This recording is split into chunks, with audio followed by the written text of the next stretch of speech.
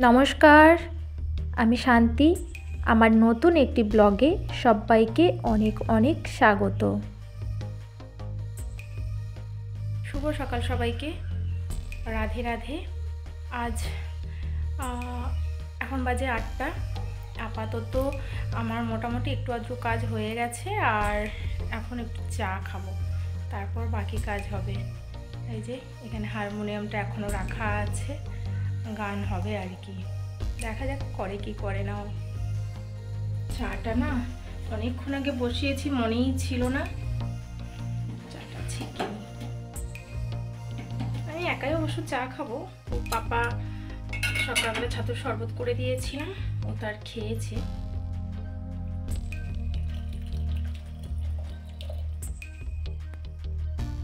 চাটা দেখুন অনেকটাই করেছিলাম, কিন্তু আমি না বসিয়ে দিয়ে একটু কাজ করছিলাম, মনে ছিল না। চাটা ফুটে ফুটে একদম একটু হয়ে গেছে। থাক, এখন এটা খেয়ে নিই, আর একবার একটু পরে তখন বেশি করে করে খাবো। আপনাদের সাথে কথা বলতে বলতে আমি চাটা একটুখানি আগে খেয়ে নিই। আজকে একটুখানি সকাল থেকে মা বাপি কারোর সাথে কথা হয়নি। ওয়েদারটা খুব বাজে হয়ে আছে, দেখবেন ওয়েদারটা দেখাই, দাঁড়ান, খুব বাজে।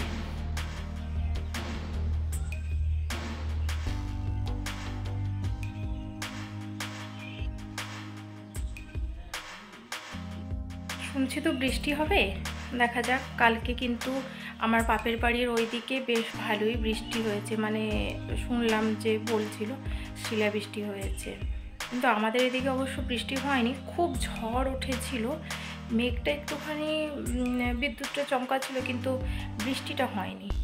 কি জানি আজ কি হয়, হয়তো এদিকে না হলেও অন্য কোনো দিকে হচ্ছে। চলো চাটা ফাটাফাট খেয়ে নিই, ঠান্ডা হয়ে যাবে নাহলে আমার চা। দাঁড়ান, ক্লিপগুলো দিয়ে দিই। সবাইকে জানাই একটা মিষ্টি সুপ্রভাত। আশা করি সকলে ভীষণ ভালো আছেন। আমরা কিন্তু সবাই ভালো আছি। এই যে আমার জামা কাপড়গুলো এখন কাচা হয়ে গেছে, এখন সব মিলে দিলাম। আসলে প্রচুর পরিমাণে হাওয়া দিচ্ছে, তো সেই জন্য ক্লিপগুলো আগে লাগিয়ে দিলাম। স্নান টান করে তারপর একটু এখন ফ্রেশ হব। আসলে সারাদিনে ওই স্নান করার পর একবার ফ্রেশ হই, আর একবার যদি বিকেলে মাঠ যাই মেয়েকে নিয়ে, তাহলে তখন একটু ফ্রেশ হই, আর না হলে একদম রাত্রে শুতে যাবার আগে ফ্রেশ হয়ে নিই। তবে রাতের স্কিন কেয়ার যে রোজ করি সেটা অবশ্য বলবো না, মাঝে মাঝে ইচ্ছে হলে করি, আর মাঝে মাঝে ইচ্ছে যখন হয় না তখন অবশ্য আর করিও না। জানেন, আগে আমি চিরুনি দিয়ে বা হাতে এসব দিয়ে সিঁদুরটা পরতাম, কিন্তু আমি না দেখলাম যে সবাই কি সুন্দর ব্রাশটা ইউজ করছে, তো আমিও সেই দেখে ব্রাশ ইউজ করলাম। আর সত্যি বলতে কি, তুলি দিয়ে পরতে এত ভালো লাগছে, আর এত সুন্দর সিঁদুরটা পরা হচ্ছে, তো সেই জন্য ঠিক করলাম আমিও এবার থেকে এই একটা ছোট্ট ব্রাশ নিয়েছি, ওই তুলিতেই আমি সিঁদুরটা পরবো। তারপর আমার যা নিত্যদিনের কাজ, আমি চলে আসলাম রান্না করতে। এই যে আমি এখন আপনাদের সাথে ভয়েস দিচ্ছি, এটাতেও বিশ্বাস করুন আমার ভীষণ পরিমাণে মাথার যন্ত্রণা হচ্ছে, কিন্তু আপনাদের সাথে আমি আমার ব্লগটি শেয়ার করব, সেই জন্য কিন্তু একটু কষ্ট সহ্য করে আমি ভয়েস এডিটিং করলাম।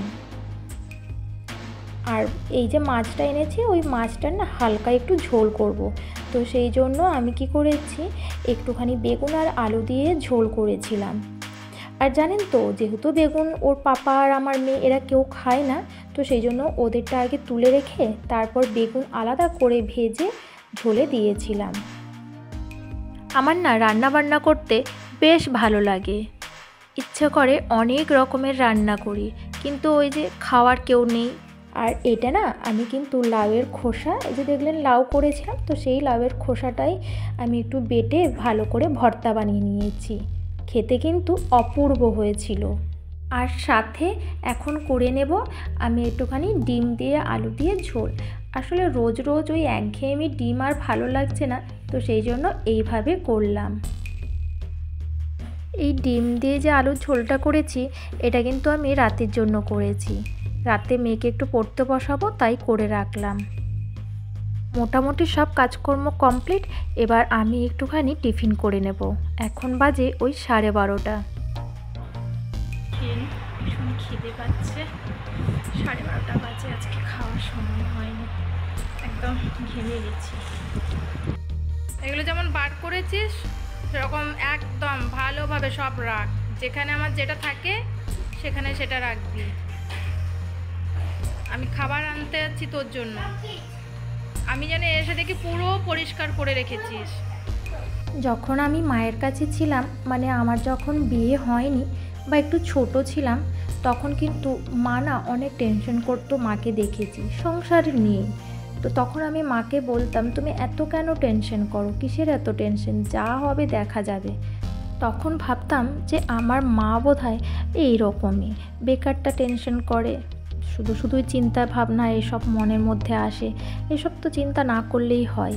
তো তখন মা আমাকে বলতো যে এখন বুঝবি না, বিয়ে হোক, সংসার কর, তখন বুঝবি তুই।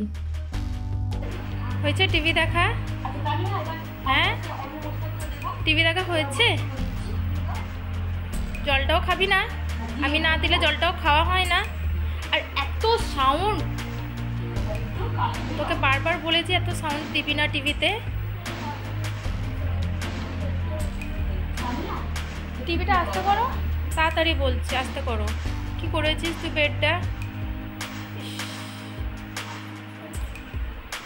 ওঠ, জল খাও, ওঠ।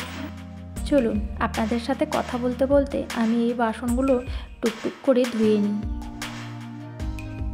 এখন বলতে পারেন একটু মি টাইম, 5 মিনিট নিজের জন্য একটু রাখলাম। এরপর কিন্তু এখনও একটু বাকি আছে, বিশেষ করে বাড়ির কাজ না হলেও মেয়েকে এখন ওর জল খাওয়ানো বাকি আছে, তারপর ওর শরীরটা ভালো নয় বলে একটু মেডিসিন খাওয়ানো বাকি আছে, এদিকে ওর চুল বাঁধবো, ওকে নাইট ড্রেস পরাবো, ওরও একটুখানি ক্রিম ট্রিম মাখানোর আছে, তারপর একটু বিছানা গুছাবো, মোটামুটি টুকটাক করে আর যা যা কাজ আছে সেগুলো একটু করে নেব।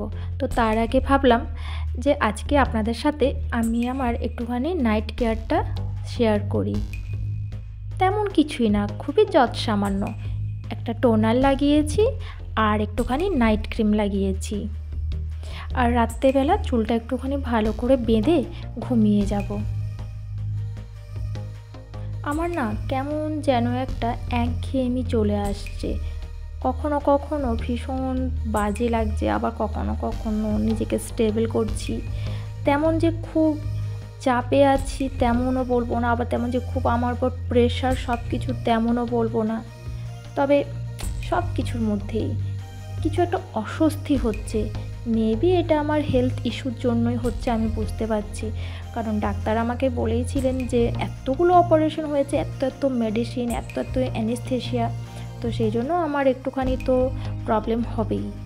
মেবি এই সবই মুড সুইংয়ের জন্য। তো যাই হোক, দেখা হবে আগামীকাল আবার একটি নতুন ব্লগ নিয়ে।